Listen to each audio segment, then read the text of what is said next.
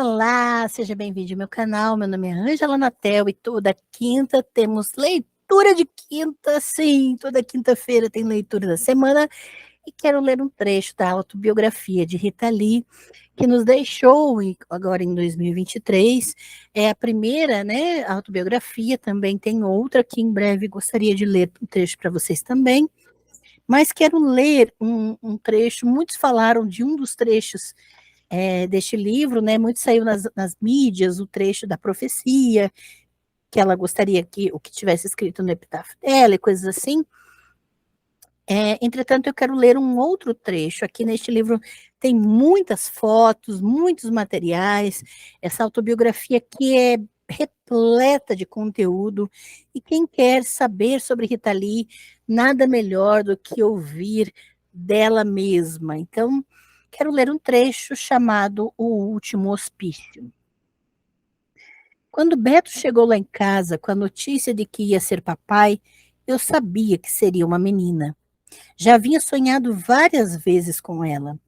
Também sonhei que minha mãe me aconselhava a tatuar uma estrela de 7 pontas sobre a mão direita para me alertar antes de cair em tentação droguística.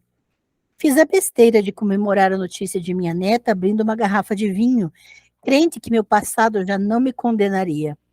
Daí, para tomar a garrafa toda e emendar mais 3, foi um pulinho. Esqueci da estrela tatuada, esqueci do tombo tragédia que me fez ganhar um pino de titânio no maxilar e esqueci do pacto comigo mesma de fechar o bico de vez. Sim, fui parar num hospício que, por incrível que pareça, ainda não conhecia.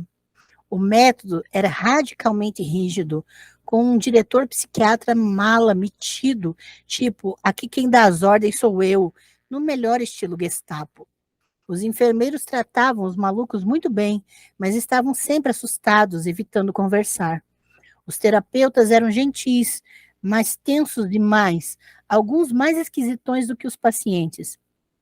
Um misto de um estranho no ninho com um iluminado, e eu no papel de Jack Nicholson nos 2 filmes.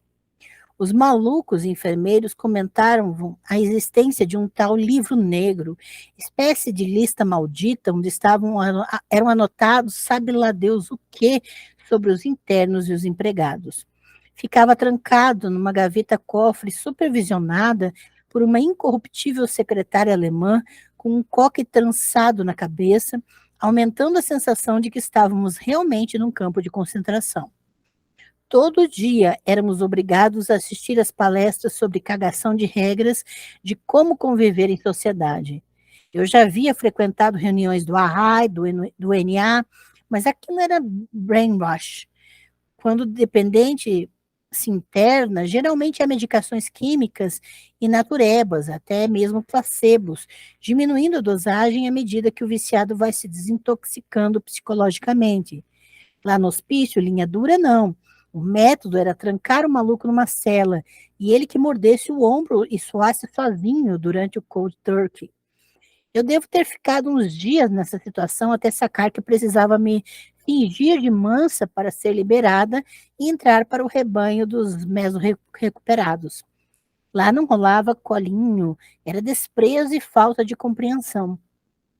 Talvez eu precisasse era disso mesmo.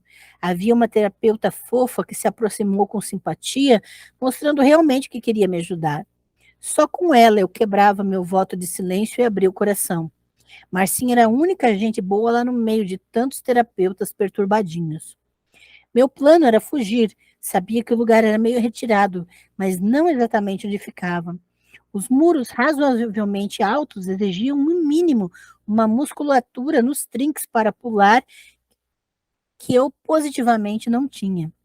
Reuni alguns pacientes na moita para organizar uma fuga em massa, lembrando do pedaço da letra de onde dizia: vou botar fogo nesse asilo. Para tanto, precisávamos saber se havia uma segunda entrada, saída, além do portão principal. Sim, havia.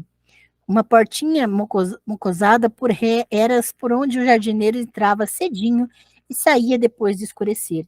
Enquanto um doidinho foi tocaiar a portinhola, encenei uma quebração de mesas e cadeiras que ficavam na parte externa numa varanda comum para chamar a atenção dos médicos e enfermeiros, interpretando o papel que me cabia de cuidado que a artista é barraqueira. Quando o jardineiro apareceu, o maluco rendeu e gritou: "Vem, vem, vem!", anunciando que estava tudo dominado. Deu certo, mas não deu certo. O bando esquisitão chegou até a esquina do quarteirão e deu de cara com a delegacia do pedaço. Surtamos todos e fomos escoltados de volta, um tanto constrangidos, mas determinados a bolar um plano melhor, coisa que não aconteceu, porque o diretor psiquiatra Mala contratou seguranças para patrulhar as entradas e saídas do hospício. Aos domingos tinha visitação. Minha surpresa maior foi a aparição de Juca, que até então me dava altos esporros por achar que minhas tomações eram pura vontade de sacanear nossa família. Conversando com Marcinha, a terapeuta do bem, ele entendeu que se tratava de uma doença sem cura, que dependia somente do autocontrole de cada pessoa. Para isso, o apoio familiar era importante, coisa e tal. Depois de quase 3 meses, voltei para casa e fiz um pacto definitivo com o universo. O nascimento da minha neta seria o marco zero da nova fase de vida. Caso eu não cumprisse, um raio fulminante cairia na minha testa. Hoje, Ziza tem 11 anos de idade e eu 11 anos limpa.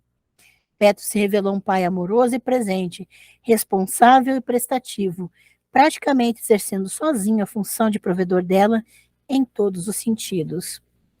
E aqui tem um trecho, né, da vida de Rita por ela mesma, trazendo realidade às nossas problemáticas moralidades e utopias de como deve ser a vida de um artista.